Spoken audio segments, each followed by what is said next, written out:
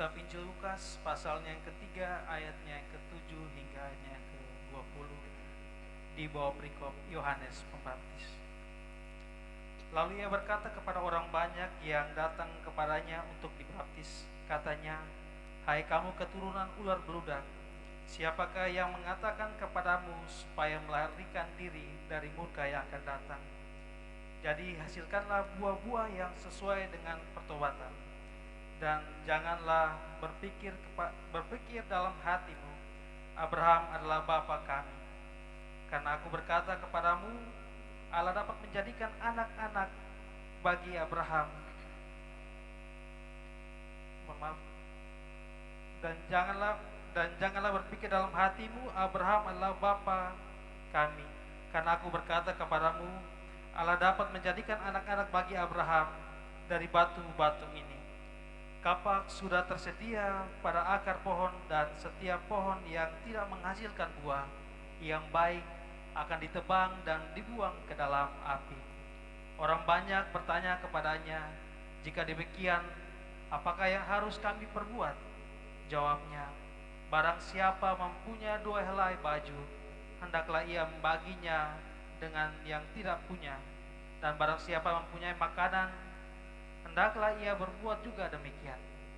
Ada datang juga pemungut-pemungut cukai untuk dibaptis, dan mereka bertanya kepadanya, "Guru, apakah yang harus kami perbuat?" Jawabnya, "Janganlah menagih lebih daripada apa yang telah ditentukan bagimu." Dan prajurit-prajurit bertanya kepadanya, "Dan kami, apakah yang harus kami perbuat?" Jawab Yohanes kepada mereka, "Jangan merampas dan jangan memeras, dan cukupkanlah dirimu dengan gajimu." Tetapi karena orang banyak yang menanti dan berharap, dan semuanya bertanya dalam hatinya tentang Yohanes, kalau ia adalah Mesias, Yohanes menjawab dan berkata kepada semua orang itu, "Aku membaptis kamu dengan air, tetapi ia yang lebih berkuasa daripadaku akan datang, dan membuka tali kasutnya pun aku tak layak. Ia akan membaptis kamu dengan Roh Kudus dengan api. Alat penampingan sudah di tangannya untuk membersihkan tempat pengirikan dan untuk mengumpulkan gandum ke dalam lumbungnya. Tetapi debu jerami itu akan dibakar dalam api yang tidak terpadamkan." Dengan banyak nasihat lain, Yohanes memberitakan Injil kepada orang banyak. Akan tetapi setelah ia menegur raja wilayah Herodes karena peristiwa Herodias, istri saudaranya, dan karena segala kejahatan lain yang dilakukannya, raja itu menambah kejahatannya dengan memasukkan Yohanes ke dalam penjara. Demikianlah firman Tuhan. Dan berbahagialah setiap kita yang mendengarkan, dan yang lebih berbahagia ialah mereka yang melakukan firman Tuhan dalam hidupnya tiap-tiap hari. Maranatha.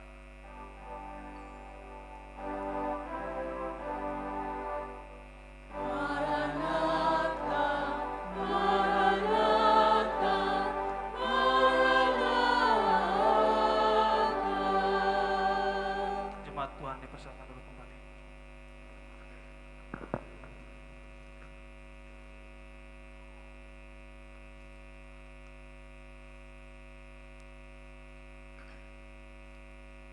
Shalom. Selamat hari Minggu untuk kita semua. Ibu bapak, saudara-saudari yang terkasih dalam Tuhan kita Yesus Kristus. Tema perenungan kita yang diberikan oleh Majelis Sinode Gemit ialah meluruskan jalan hidup. Nah, sebelum kita masuk ke dalam perenungan, saya terlebih dahulu akan memperkenalkan diri saya. Nama saya cukup panjang, Kala Robert Satya Wacana Kuli. Saya pendeta Gemit. Kemarin baru ditabiskan, jadi salah satu dari 109 orang yang ditabiskan menjadi pendeta di Gemit Kaisaria BTN Kolgua. Bapak Mama mau bersyukur atau tidak, saya sangat bersyukur karena ini kali pertama saya memimpin kebaktian utama sebagai pendeta. Jadi terserah Bapak mau mereka. Tapi saya sangat bersyukur. Terima kasih untuk kesempatan yang diberikan kepada saya. Yang kedua, meskipun nama tengah saya itu Satya Wacana, tapi saya kuliahnya di UKDW gitu. UKAW gitu. Kuliahnya di UKAW alias Arta Wacana gitu. Jadi kuliah tidak di UKSW. Tapi itu sekilas tentang saya. Oh ya, satu lagi. Kemarin sesuai dengan surat tugas, saya ditempatkan di Klasis Rote Timur, tepatnya di Gemit Jemaat Bukit Saitun Usu. Jadi dia di pulau seberang lagi selain Pulau Rote yang sering kali kita kenal. Itu cukup ya. Ibu bapak saudara-saudari yang terkasih dalam Tuhan kita Yesus Kristus, tema meluruskan jalan hidup ini tampaknya terinspirasi dari ayat yang keempat yang tidak sempat kita baca tadi. Kira-kira bunyinya, Yohanes mengatakan, persiapkanlah jalan untuk Tuhan, luruskanlah jalan raya baginya. Itu TB2 deh pakai kata jalan raya. Saya bayangkan kalau misalnya Yohanes hadir di masa yang sekarang, mungkin dia tidak hanya akan bilang luruskanlah jalan, tapi juga rambut-rambut karena Natal sudah dekat gitu. Ibu bapak saudara-saudari yang terkasih, kalau kita peras teks yang baru saja kita baca dan menyisakan satu tetesan, maka satu tetes terakhir yang tersisa itu ialah pertobatan. Di dalam bahasa Yunani itu disebut metanoia, dari dua kata, meta dan noia. Meta itu berarti sesudah atau setelah, bisa juga diartikan melampaui. Sementara noia itu dia dari kata nous, akal budi atau pikiran. Secara harfiah kita bisa bilang sesudah pikiran atau sesudah akal. Artinya apa? Metanoia berarti kita keluar dari kebiasaan yang semula itu. Kita keluar dari kebiasaan yang semula untuk tiba di satu kehidupan yang baru, satu pikiran yang baru. Dalam teologi Kristen, metanoia itu berarti perubahan arah hidup yang radikal, bukan hanya di dalam tindakan, tetapi juga di dalam pikiran dan juga di dalam hati. Jadi orang mengubah arah hidupnya dari dosa-dosa yang mengantar pada kematian dan mengarahkan dirinya kepada Allah kehidupan dan memulai hidup baru bersama Dia. Ibu bapak saudara-saudari yang terkasih dalam Tuhan kita Yesus Kristus, metanoia atau pertobatan itu Yohanes gaungkan oleh karena hidup keagamaan pada masa dia hidup, baik dari para imam maupun jemaat-jemaat itu tidak seturut dengan jalan Tuhan. Nah, dalam pengamatan Yohanes, dia hampir tidak memahami karena para imam itu seringkali dilanda korupsi. Nah, itu menjadi salah satu alasan mengapa Yohanes memutuskan untuk pergi hidup di padang gurun Yudea dengan hidup dari makan belalang itu. Selain para imam yang hidup dengan korup, jemaat-jemaat juga sama. Mereka menjalankan tradisi keagamaan Yahudi yang disimbolkan di dalam bait Allah itu hanya sekedar formalitas. Hukum-hukum Taurat juga dilakukan hanya sekedar formalitas juga. Mereka misalnya melakukan pembasuhan tiap-tiap hari ketika mereka datang di bait Allah. Namun hal itu dijadikan hanya sebagai ritual-ritual formal. Hati mereka tidak benar-benar patuh dan taat kepada Allah. Dia tegaskan lagi di ayat yang ke-8 bahwa orang Yahudi pada masa itu mereka hanya membanggakan diri sebagai keturunan Abraham. Jadi karena mereka adalah keturunan Abraham, maka itu otomatis mereka akan selamat gitu, dalam pikiran orang-orang yang menganut agama Yahudi. Yohanes bilang tidak begitu. Menjadi anak-anak Abraham itu tidak otomatis membuat seseorang diselamatkan.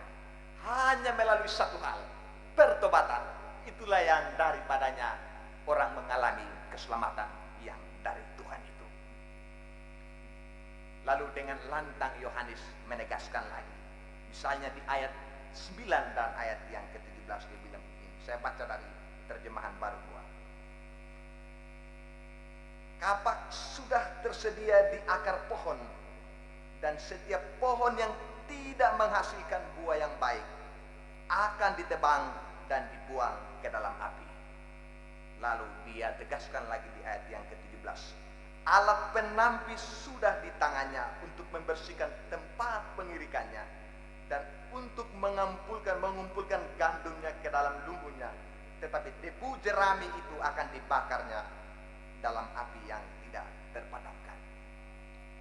Kapak sudah tersedia pada akar pohon dan juga alat penampi sudah di tangannya, merupakan metafor tentang hukuman Allah yang akan dijatuhkan kepada setiap orang yang tidak menghasilkan buah-buah pertobatan. Dengan kata lain, Yohanes menyerukan pertobatan dengan maksud agar orang berbalik kepada Allah dan membaharui kesetiaan mereka kepadanya. Hanya kita tidak boleh salah paham di sini. Dalam terang iman kepada Kristus Yesus yang sedang kita nantikan datangnya melalui Advent, maka pertobatan Kristen itu sejatinya harus keluar dari hati yang telah diintervensi oleh Allah di dalam Yesus yang telah menganugerahi kita keselamatan.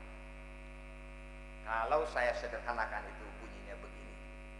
Oleh karena Allah sudah menyelamatkan kita, karena itu tiap-tiap kita terpanggil untuk hidup di dalam pertobatan. Bukan bertobat supaya selamat, tetapi keselamatan yang Allah beri itulah yang memungkinkan kita untuk bertobat sebagai ungkapan syukur kita kepada Tuhan. Di titik ini, anugerah itu tetap kita rasakan. Semua itu dari Allah. Allah yang memulai, bukan kita yang mulai. Kayak doa begitu. Doa itu tidak boleh dijadikan sebagai remote untuk mengontrol Tuhan. Jangan begitu. Biarkanlah melalui doa kita membiarkan diri diatur oleh Tuhan seturut dengan kehendaknya. Apa maknanya bagi kita dalam perayaan Advent ini? Pertama, seorang teolog terkemuka asal Jerman namanya Jürgen Moltmann, dia sudah meninggal kemarin. Dia mengatakan Advent itu lebih berarti menanti, bukan menunggu. Menanti itu aktif, kalau menunggu itu pasif. Dan karena Advent itu menanti, maka itu berarti Advent bukan pertama-tama tentang bagaimana Anda hidup atau apa yang harus Anda siap. Advent pertama-tama berarti kita menanti Dia yang datang menjumpai kita. Dia yang datang ialah Yesus Kristus, Sang Jana itu. Dia yang datang itulah yang kemudian mempersiapkan kita untuk menyambut Dia. Karena itu, Bapak Mama, saudara-saudari yang terkasih, kita itu terlibat di dalam Tuhan yang mempersiapkan kita untuk menyambut kedatangannya. Bukan kita yang mulai. Allah yang selalu mengintervensi hidup kita. Kalau kita yang mulai, ingat, hati kita itu memang menjadi sumber cinta, tetapi kebencian itu juga lahir dari hati. Allah harus mengintervensi hati kita supaya kita dapat mempersiapkan diri dengan baik untuk menyambut datangnya. Karena itu Rasul Paulus juga di dalam Filipi 2:3 ayat yang ke-12, dia tidak ragu-ragu mengatakan, dia bilang begini, aku sendiri mengajarnya, kalau aku dapat juga menangkapnya, itu pertama-tama karena aku sendiri telah ditangkap oleh Yesus. Anugerah selalu mendahului. Hal yang kedua, dalam masa Advent ini kita terpanggil untuk hidup melampaui formalisme agama yang tadi dikritik oleh Yohanes itu. Formalisme agama itu yang bagaimana? Kita melakukan ritual hal-hal di dalam liturgi, tetapi tidak memaknai, tidak memberi makna terhadap apa yang kita lakukan itu. Orang suruh berdoa, jadi kita berdoa, tapi tidak pernah memaknai mengapa harus berdoa. Orang suruh khotbah, jadi kita khotbah, tapi khotbah itu untuk orang lain, kira-kira begitu. Kita tidak pernah memaknai mengapa kita harus berkhotbah. Karena itu kita juga tak sungkan untuk mencibir sesama kita, karena kita tidak memaknai dengan baik. Begitu juga ketika memberikan persembahan. Orang suruh kita kasih tangguh jalan, jadi kita isi persembahan, tapi kita tidak pernah memaknai mengapa kita mesti memberi persembahan. Memberi persembahan itu kemudian menutup hati kita juga untuk hidup berbagi, karena kita tidak mau memaknai itu. Yang terjadi ialah setelah kita memberi persembahan, kita juga tabung di online yang sering kita sebut dengan judi online. Hari ini 8 juta orang terlibat dalam judi online, dan itu mayoritasnya anak muda. Hati-hati dengan formalisme agama. Demikian juga kita belajar memberikan persembahan, tetapi seringkali kita terjebak di dalam kasus-kasus korupsi. Hati-hati, jangan-jangan kalau sudah ada begitu, periksa diri, jangan-jangan kita terjebak ke dalam formalisme beragama. Advent ini mesti menjadi momentum pertobatan dan memulai tatanan hidup baru yang lebih manusiawi seturut dengan kehendak Allah. Ditegaskan di dalam ayat yang ke-11 bahwa kita mesti hidup berbagi, dan juga di ayat 13 dan 14 hidup adil dan hidup dengan rasa cukup, dan juga di ayat yang ke-16 memiliki hati yang taat kepada Kristus. Nah, itu Yohanes juga begitu.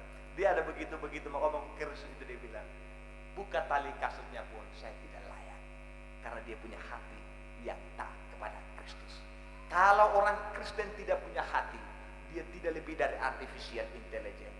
Artificial intelligence itu dia bisa melakukan segala sesuatu, tapi dia tidak punya hati. Belajar supaya punya hati yang taat kepada Kristus. Hal yang ketiga, Martin Luther, seorang bapak gereja, dia mengatakan, tidak seorang pun dapat memulai hidup baru kecuali dia bertobat dari kehidupan lamanya.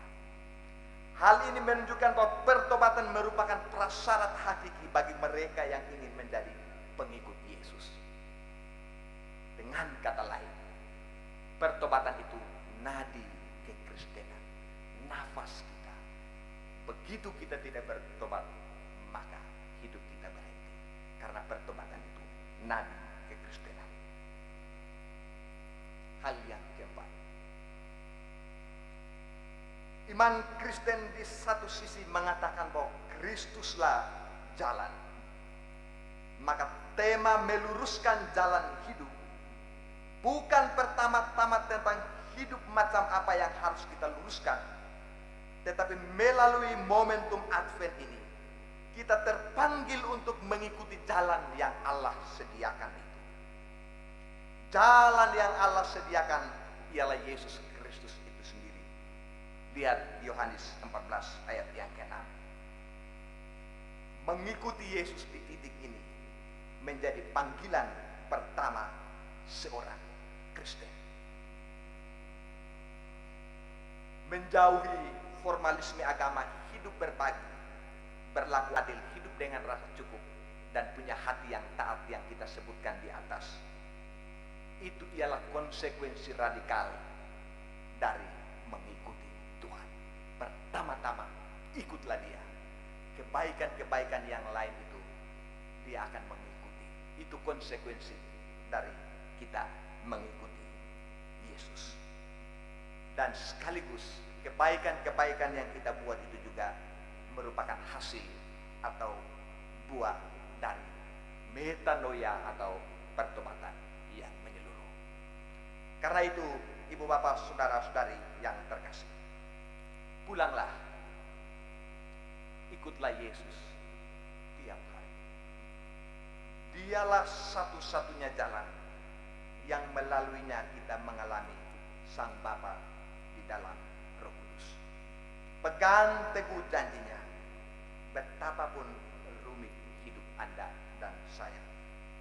Ingat, Kristus, Dia Immanuel, Allah beserta kita. Selamat Advent, Tuhan